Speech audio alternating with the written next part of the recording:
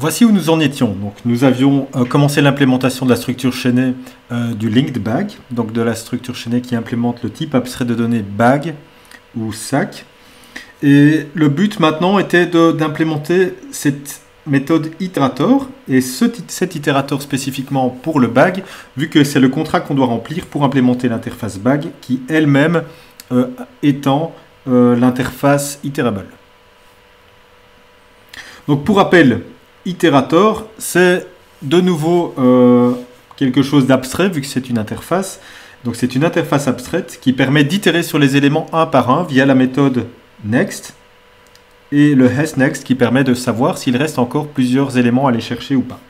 Et la méthode remove, on avait dit que celle-là, on l'implémente rarement et c'est quelque chose qui est optionnel dans l'API de Java pour l'interface itérator. Et donc par défaut, ce que nous allons faire, c'est simplement retourner une méthode pour dire que cette méthode n'est pas implémentée.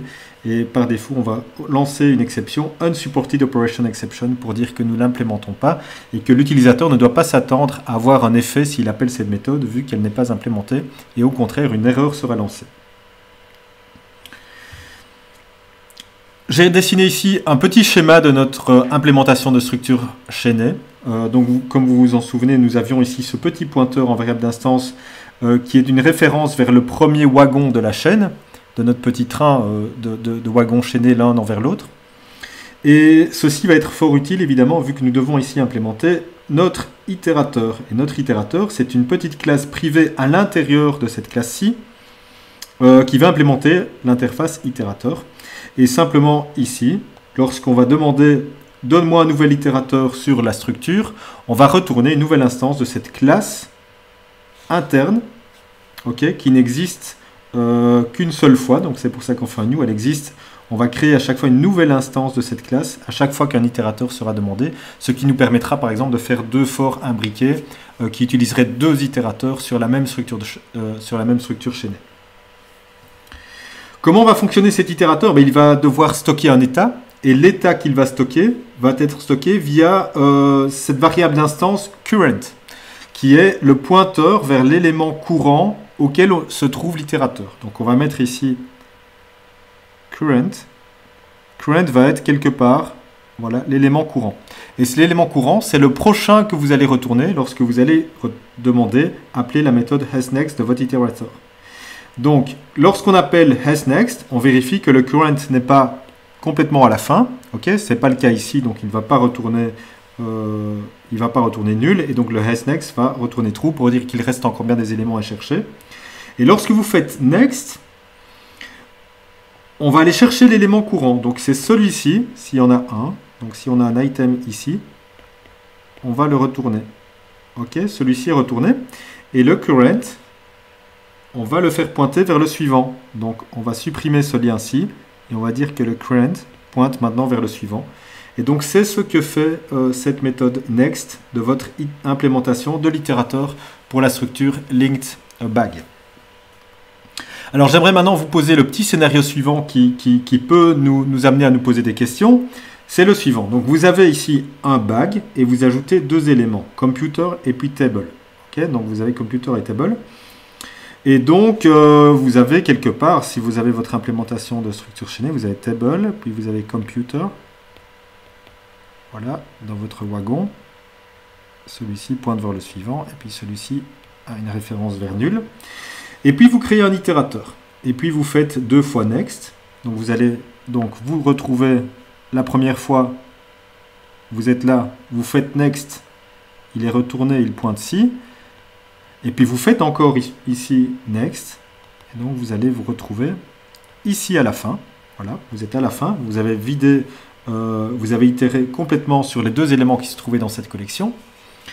Et puis vous ajoutez encore, donc normalement à ce stade-ci, hasNext devrait retourner false, vu que nous sommes au-delà de la limite de notre structure chaînée. Mais ici, tout à la fin, on va encore ajouter un élément, on va encore ajouter table dans notre collection. Et table, souvenez-vous, dans votre structure chaînée, il va s'ajouter devant. Donc si vous faites ceci, il se trouve devant. Or, mon itérateur, il contient une référence tout à la fin, vers le dernier. Il ne fait que progresser dans la structure chaînée. Et donc c'est très gênant ce que l'on devrait retourner ici pour notre hasNext. Ok?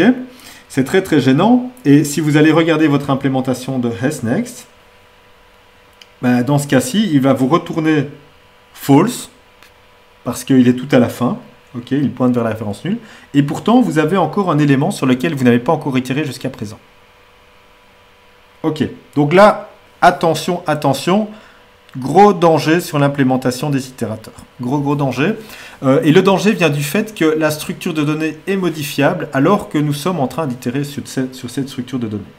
Et il y a deux stratégies. La première stratégie, c'est la stratégie fail fast. Okay, la stratégie fail fast, elle nous dit simplement que si jamais vous êtes en train d'itérer sur un itérateur et que quelqu'un fait par ailleurs une modification sur l'implémentation de la structure de chaînée, sur la structure de données, par exemple modifie et ajoute des éléments alors que vous êtes en train d'itérer dessus, on peut lancer une exception du type Concurrent Modification Exception. Et c'est probablement une exception que vous allez rencontrer de temps en temps lorsque vous faites ce genre d'utilisation sur une niche chaînée. Vous ajoutez un élément alors que vous êtes en même temps en train d'itérer. Ok ? Et failsafe, c'est un peu différent parce que failsafe, elle va considérer qu'au moment où vous appelez votre itérateur, vous faites en fait une capture au moment de l'appel de l'itérateur de la structure de données. Et donc si vous avez fait une capture sous, entre guillemets, un clone de la structure de données, il n'y a pas de problème à retourner. Donc vous retourneriez dans ce cas-ci false parce que ce qui compte, c'est que l'itérateur va itérer sur les éléments dans l'état dans lequel se trouvait la structure de données lorsque l'itérateur a été créé. Ok ?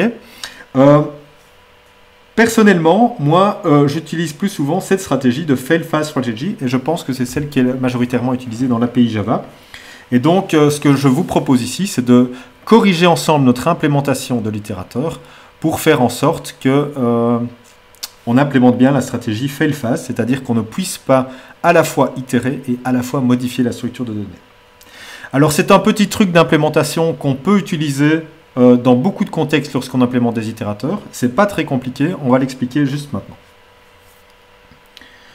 Donc l'implémentation fail fast, ici, elle va consister à se souvenir de la taille du nombre d'éléments, de la taille de la collection, du nombre de wagons qu'il y avait dans le train au moment où l'itérateur a été créé. Okay ? Et on va stocker ça dans une petite variable final, donc définitive, elle ne pourra plus être modifiée après. Et on va stocker n dans cette variable n_init, qui est la taille initialement lorsque l'itérateur est créé. Okay. Et lorsque vous allez faire next, on va faire une petite vérification pour voir si la taille de la structure de données est toujours bien celle qu'on pensait qu'elle devrait être, c'est-à-dire celle qu'elle avait au moment de la création de l'itérateur. Si ce n'est pas le cas, si on voit que n n'est pas le même que n_init, alors on va lancer cette fameuse exception de modification concurrente de la structure de données alors qu'on est en train d'itérer sur la collection. Ok ? Et ceci est tout à fait valable parce que notre API, notre interface BAG, ne permet que d'ajouter des éléments. Donc la taille ne peut jamais être réduite. Par conséquent, si la taille, on se rend compte qu'elle est différente, elle est forcément plus grande. Et si elle est plus grande, c'est qu'on a continué à ajouter des éléments en tête du train, alors que nous, on était en train d'itérer peut-être après, plus loin dans les locomotives du train.